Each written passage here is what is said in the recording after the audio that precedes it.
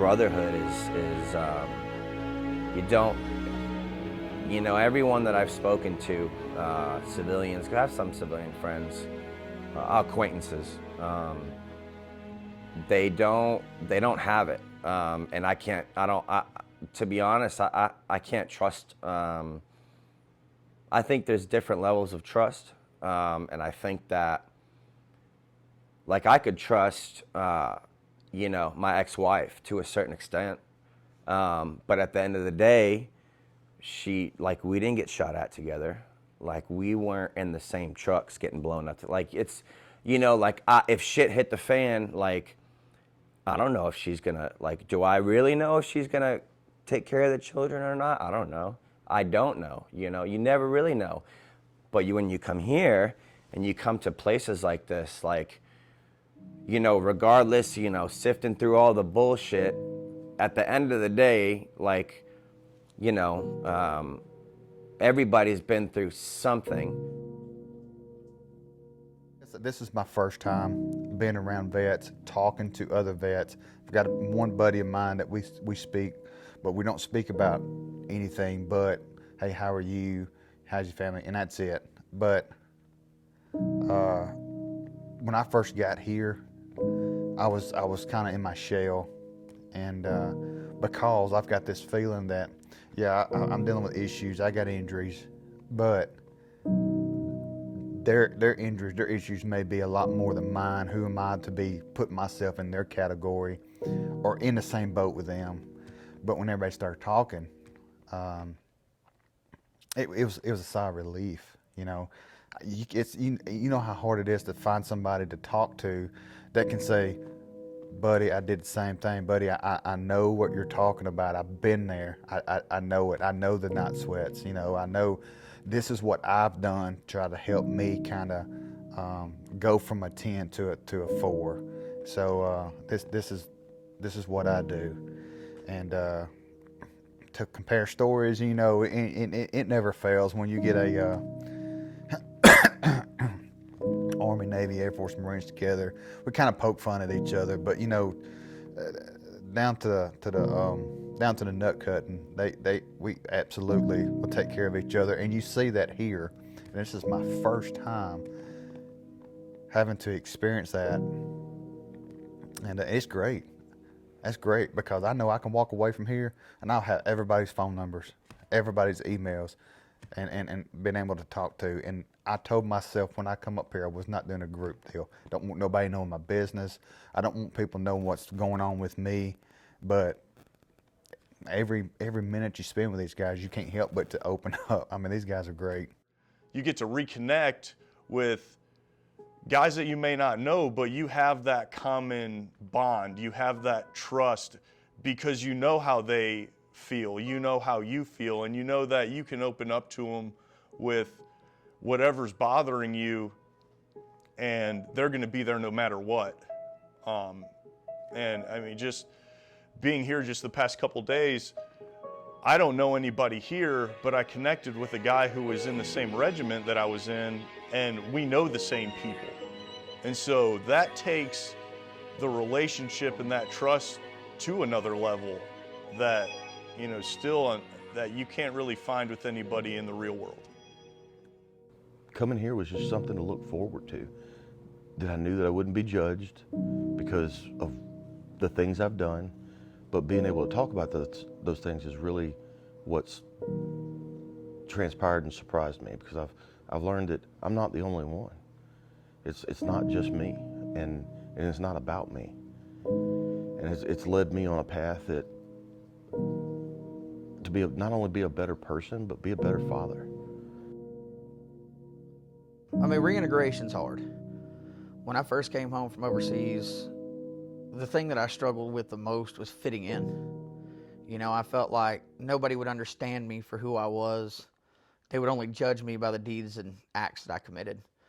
And the most difficult part was getting people to see through that layer and to get through the judgmental eyes, the snarky comments, the shitty attitudes, the personality flaws that I had gained while in a foreign country. I've struggled with suicide. I've attempted 3 times. I attempted the first time in June of 2012. I was standing at a friend of mine's house, and his wife and kids were outside. We were having a barbecue. On the way in the house, I noticed a .40 caliber pistol sitting on the counter. So I walked out, told him I had to go to the bathroom, went in the house, grabbed the pistol, pulled the trigger twice. Neither round went off. He caught me on the second round. He came in and intervened hard into my life. Took me a week later to the firing range, handed me that same .40 and said, "We're going to make this happen. You're going to get normal." So we took the pistol out, and I fired, 14 rounds? And he was catching the casings as they were coming back. And he picked up the first 2 casings, and he showed me the 2 pin marks on the casings. He said, "They weren't duds, you had a higher purpose. There's something here for you."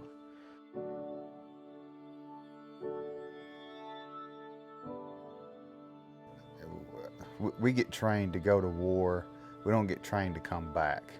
So when you do things repetition for so long, you can't undo it. You can't unsee what you've seen. This country's lay dormant for so long, and not having a conflict, the generational gap between, let's say, Desert Storm, Vietnam, now Iraq, people are just not used to it, and nothing to be scary about. Just because we have PTSD is not that we're going to flip out and just go crazy or anything like that. It's just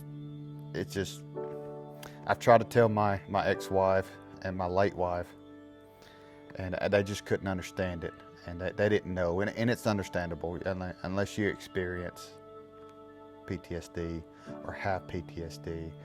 You really can't explain it to somebody else unless they have the same thing.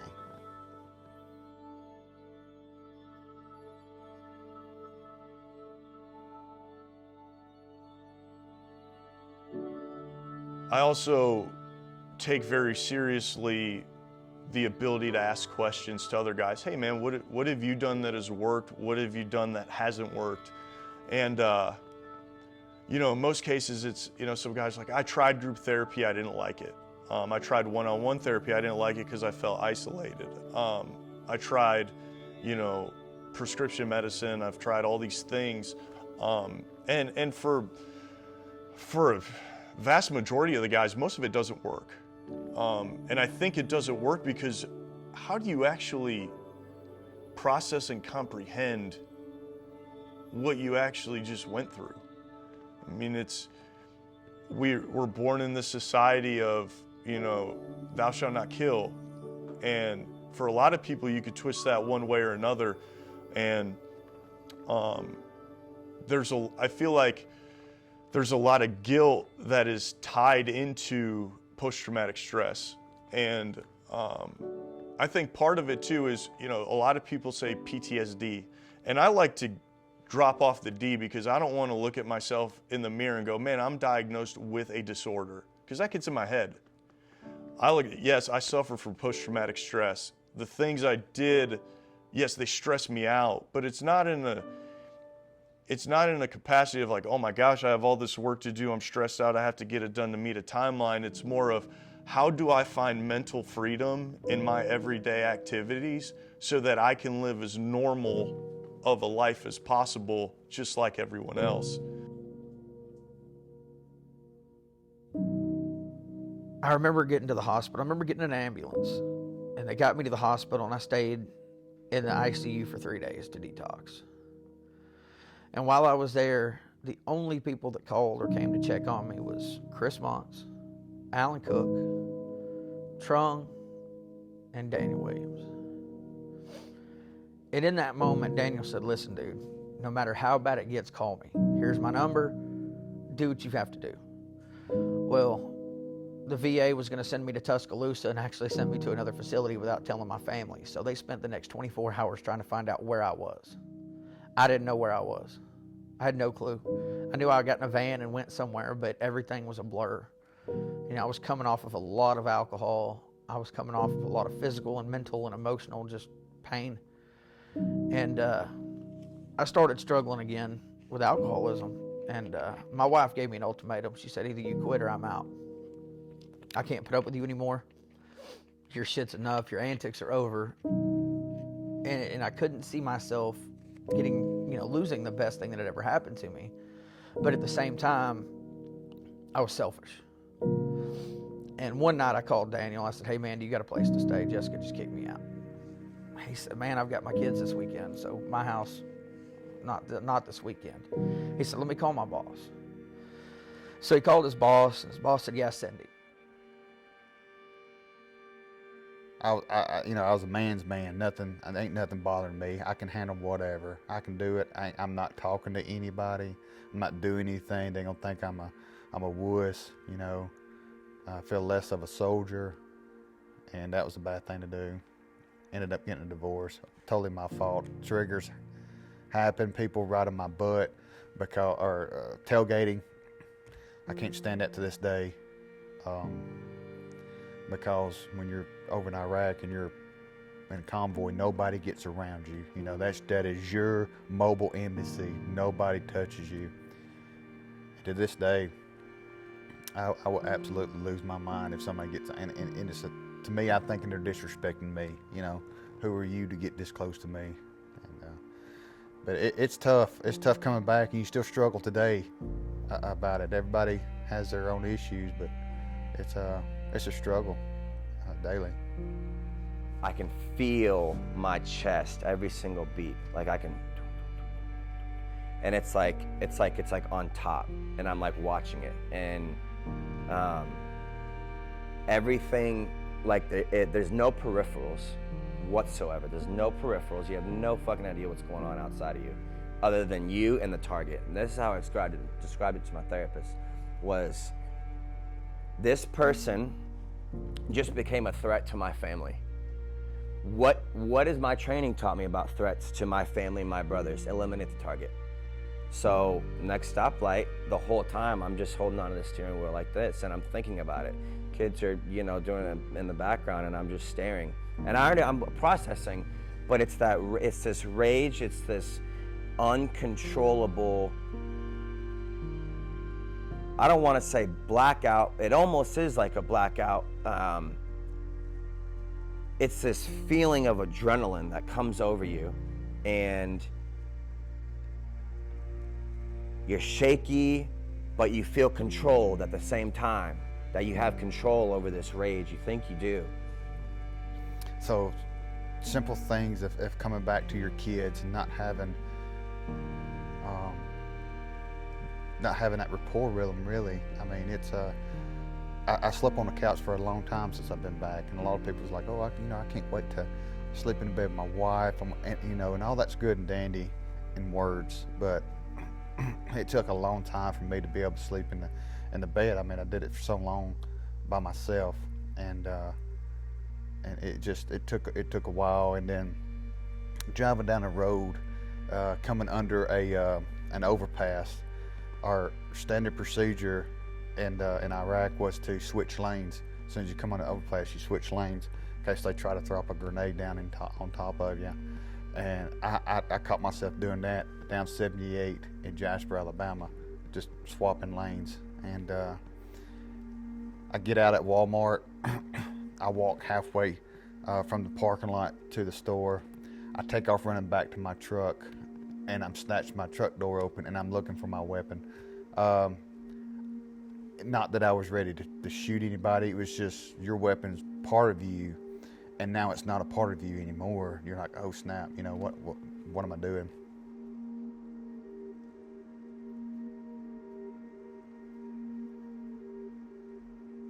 There's a quote that I studied. It was R.W. Emerson, and he said he was convinced that people hold on to their hate because their soul recognizes the pain they would have to deal with if they let go of it.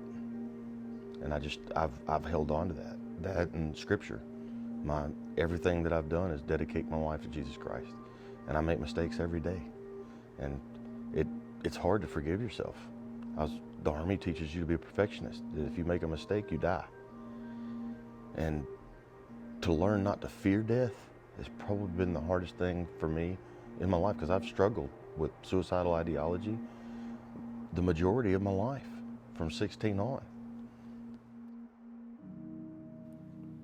There's a lot, but I would say one of the things is, to be frank, some of us don't want to get better. There's a certain mindset that comes with it that, we prefer to be left alone, and nobody really messes with us when, we're that, quote, what is it, the dysfunctional veteran, like nobody messes with you. And I mean, most days that's, who I am is I don't want people to just, mess with me, I guess. Man, I see all my buddies on Facebook, they're traveling the world, they're having kids, they're doing this. Well, how come it's not bothering him like it's bothering me? Why? What do you mean that he gets to go on this vacation and he's having fun out in this big public crowd and he's at this concert, but I can't go to a concert without having a panic attack? Like, why doesn't it bother him? And I think as a veteran, you beat yourself up because you were this, you had this big, tough personality, maybe even an inflated ego that drove you to be this rock star in your mind that conquered anything that came in your way for America. I think when we all get together, and even though you don't know anyone, you learn that you aren't alone. I'm not the only person out there with a struggle. And it's given me resources to help myself. And over the last year and a half, I've learned what humanitarianism is. And I've learned that I can still be a selfish human, but as long as I'm selfish in the proper way. And I've learned to donate my time to helping others because of the fulfillment that it gives me. It's soulful, it's hearty, and to know that I'm there for somebody else when no one was there for me gives me the absolute most joy. I mean, that's been the greatest part of all of this, and I'm extremely grateful. But I most of the time, kind of just you try to suck it up yourself, because that's what the military teaches you. There's nothing in front of you that you can't handle. You suck it up, you drive on, you put your nose to the grindstone, and you push forward. You don't quit until I tell you to quit. And that's not a good, I mean, it's good to a sense, but when you come back, that, like I said, they don't tell you, hey, that mentality you got, it's okay to let that go. Just you need to take a couple steps back, unwind a little bit. But I've done it mostly. I can't sit here and say I've done it by myself. I've done it with the help of God, and he's helped me. He's helped me a lot. It's a day-to-day struggle, but I keep hearing that voice. I got you. I got you. This has been tremendous. I have seen things here that I didn't think I'd ever see. Grown men that have seen things and done things that I hadn't, I didn't have to deal with that. And to realize that I'm not alone, and mine's not the worst. It sucks, but what do? You either quit or you keep driving on. And fortunately, the Army taught me not to quit. All over Birmingham, there's a bunch of veterans that feel the same way, but they don't know it because we don't necessarily have the resources to pull together, to put together weekends like this, where we can sit and look at each other in the face and know that, man, I'm not alone. You do feel how I'm feeling, and I do feel how you're feeling. And I just think it's really, really powerful when you bring us all together.